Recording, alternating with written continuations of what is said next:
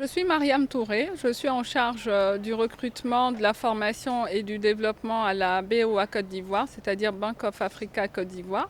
Alors le thème de mon intervention sera l'évaluation des performances et des compétences et je vous parlerai du processus d'évaluation au sein de la BOA.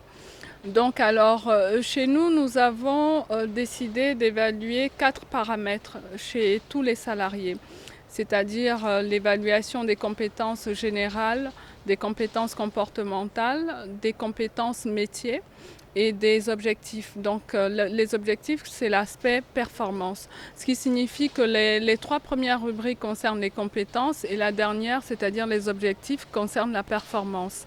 Donc chaque année, nous demandons à chaque salarié de se soumettre à cet exercice-là qui leur permet d'apprécier déjà leur rendu, leur contribution au résultat de la banque. Donc en début d'année, on commence par la définition des objectifs.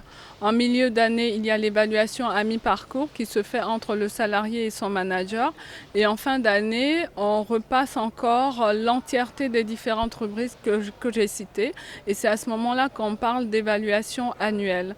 Alors c'est un exercice qui au départ était assez difficile à intégrer dans les mœurs, mais au fur et à mesure des années, aujourd'hui c'est entré vraiment dans la pratique et tout le monde s'y met. Il y a toujours des aspects à corriger, on le fait de manière annuelle, on passe en revue les choses de manière à ce qu'on puisse arriver à un exercice presque parfait.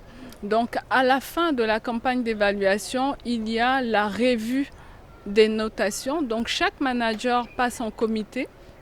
Donc on a appelé cela le comité d'évaluation. Chaque manager passe en comité et au cours de ce comité-là, il a la responsabilité de défendre les notes qui ont été attribuées à ses salariés. On passe beaucoup plus de temps sur les extrémités, c'est-à-dire les salariés qui ont eu les notes les plus mauvaises, c'est-à-dire insuffisantes, et les salariés qui ont eu les notes excellentes. Donc chaque manager a pour obligation de défendre ces notes-là. Donc au cours de ce comité, il y a des notes qui sont revues à la hausse, d'autres qui sont revues à la baisse, et par la suite, charge au manager de transmettre les dernières notes, c'est-à-dire les notes qui ont été retenues à la suite de ce comité en présence du directeur général à chaque collaborateur.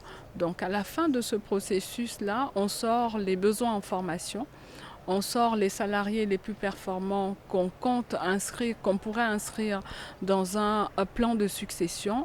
On sort aussi les salariés qui ont besoin d'un accompagnement qui est différent de ce qu'on appelle formation. Ça peut être du coaching, ça peut être du mentorat en fonction des besoins.